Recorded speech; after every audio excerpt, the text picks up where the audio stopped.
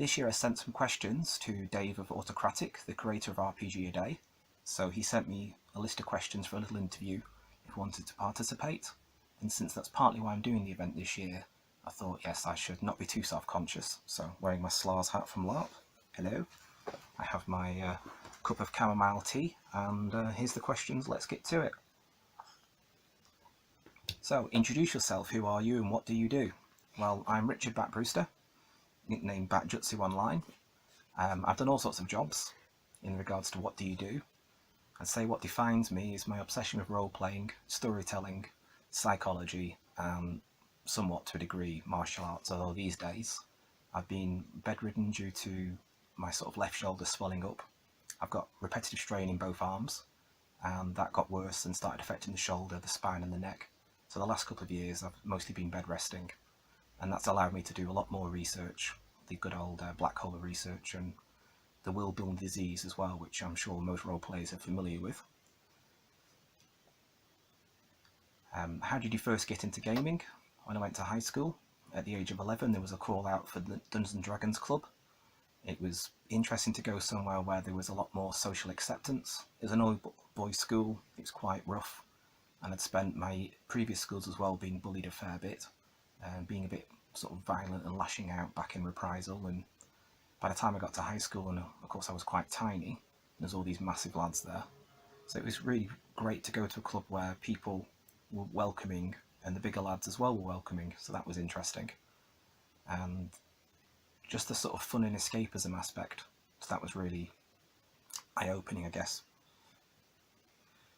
What inspired you to make the leap from player to GM and to what you do now? Well, very early on there was not enough people running games at the club, and being a bit too shy, I just sort of didn't put myself out there, and people probably assumed that I wouldn't be very good in the game, that I'd spend most of it just sort of sulking in the corner or barely saying anything. So I quickly realised that, well, there's not enough DMs, someone's got to do it, might as well be me. So I started running my own games, and for the most part they were pretty straightforward, simple aspects of, like, you know, a door, behind it a dungeon room, you kill a monster, you get some treasure. Really, really basic stuff. Again, I was 11. Fortunately, two of the players in that first game that I ran pretty much said the game was awful, and one of them ended up sitting down with me afterwards and explaining why it was awful, giving away rewards without actually any feeling of risk. There was no story there really. It was run more like a computer game. That kind of made me realise there's a lot more to DMing than it seemed, and that started the quest to learn more about sort of gaming and the nuances involved and the psychology. My gran had done a bit of psychology, so she thought it was quite interesting when I described what I was doing. Really, that's kind of why I ended up, as I've said, doing what I've done. Apologies for stuttering and a bit of mental fog. Massively sleep deprived, still living with chronic pain. So what makes a game instantly appealing to you? Kind of strangely, front covers often haven't worked for me. I became a big Legend 5 Rings fanatic, but that was because someone described it to me, not because of the front cover. You know, the front cover's great, it's pretty, it's dramatic, this first edition book. The samurai with the Tetsubo fighting back waves of zombies, if I recall. And similarly with Vampire the Masquerade back in, was it 92 when I first saw that? The marbled green effect and the rose and the, I think it was an ankh, was it? Or was it a cross? I can't remember. But yeah, it was a pretty straightforward, basic picture. That wasn't very appealing. It's been when other people have actually described stuff to me, what the game's about, even mechanically or setting-wise, the sort of, the genre emphasis, the hooks.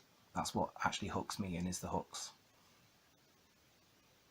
What's your favourite game of all time and why? Well, that's going to be a bit of an awkward one. I don't really have favourite songs or favourite films, favourite books. I end up with a big list of things that are all kind of joint first place. So role-playing wise is the same. Although I've barely utilised GURPS, GURPS is certainly one of my favourite systems, even though it's, you could say it's big and clunky, and the very nature of what makes it powerful also makes it unwieldy. But as someone who's been doing programming and worked in a games company, GURPS was amazing as a resource. And also their books are really well written. the level of research, I mean, in regards to, again, the depth of hooks that can be there. The World of Darkness itself, the old one, the classic, when the Vampire first came out, obviously I ran it as it is and played in it, but by the time the Mage books had come out, it seemed like a more cohesive world to me, even though I appreciated that wasn't what it was about. The books made it quite clear, you know, run vampires as vampires, and if you want a werewolf, then you just use the disciplines and, you know, double the physical stats. But werewolf was really interesting. Why wouldn't you want a detailed social aspect being introduced into the vampire game? And of course, balancing the fact of keeping the focus on, you know, vampire in a vampire game, werewolf in a werewolf game, etc. The next system or setting that really kind of grabbed my attention, though, probably is Legend of Five Rings. And I guess an honourable shout out to the Adventure Aberrant Aeon Trinity setting, which is coming back shortly, Trinity Continuum. That's really got my attention. It's taken something that I really liked, but Trinity Continuum seems to be taking it in the direction that I'd always wanted it to go when I'd been doing it myself. So that's really inspiring. And there's a few other games that are out there that have kind of hooked my attention. But like Sigmarta's come out recently, that's really grabbed my attention. But I've not even had a chance to read it properly yet, and certainly not run it. So it'd be unfair to say that, you know, that's my favourite at the moment, because I've not had a chance yet. What are you working on at the moment, and where can we find it? Well, unfortunately, since leaving the games company, it was a Play by Mail company, so it's not the sort of tabletop side of things. But the way that I ran those games was very much like, imagine a giant set of tabletops. I always thought that tabletop roleplay balances the aspects of LARP and the in-depth strategizing that Play by Mail can excel in. Unfortunately, I've not actually released anything. I've been spent too long, again as I mentioned earlier, world-building disease and the research black hole. And what I have been working on was GM tools. So one of the things I found at the games company was handling lots of different player responses and trying to keep track of all these sophisticated web of connections of stories. And when you've got 100 paying customers and they're all doing their own thing, it starts to get quite complicated. So I've been using Word and the power of find to get the certain hooks, and fortunately my memory's okay, so I was able to remember certain key phrases.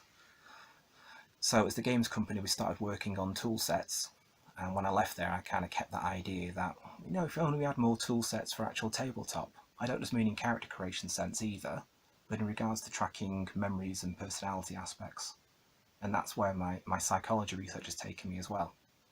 So I was working on a game called Elemental Masters for years, which was going to be a very heavy roleplay Play by Mail, and that would include the ability for players to track their psychological aspects. Of course, the key being that the psychological choices shouldn't be limited to, say, a simple set of flowcharts, but for the ability to players to override it. And anyone with a bit of psychology training, and of course people watching this role players can imagine, I'm really going for something a bit too big and a bit too over the top to make it realistic. So then it's a case of taking a back step from that and trying to simplify things, but to keep the flow there, but the complexity at the same time. So yeah, failing a lot, that's what I've been doing, and that's why I've not released anything, besides the health issues as well. So what have I got planned for the future? Well, I have been making a stripped down version of the psychology engine, and also some of my tool sets, so I'm planning on actually releasing them. And the same, I started a role-playing guide back in 2004 after leaving the games company, and yeah, unfortunately since then the internet's happened in a big way. Lots of videos have been put out there, lots of blogs, and also, I don't know, it seems like kind of a waste of a time, but since I've got hundreds of pages of written, and some of the phrasings that I've used still have potential merit for some people, they could find it useful. I did try to be quite different, so maybe that will actually get released next year, and we'll see. Of course, whether they charge for it or just give it away, that's another matter entirely. And why did you take part in RPGaDay? Well, partly because of spending several years mostly by myself in my room bed resting, you know, friends and family support, still doing a bit of gaming, but for the most part I've been quite isolated, and also kind of to give myself a deadline. I really enjoyed last year's RPGaDay. This year I decided to start making videos to help get over being self-conscious. You know, mental health is quite a fascinating area in regards to things.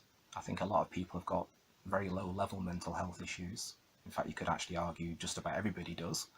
Again, that's kind of my roleplay psychology obsession coming through. So I thought by doing videos and by participating a bit more in depth this year, that it would help me overcome my own insecurities.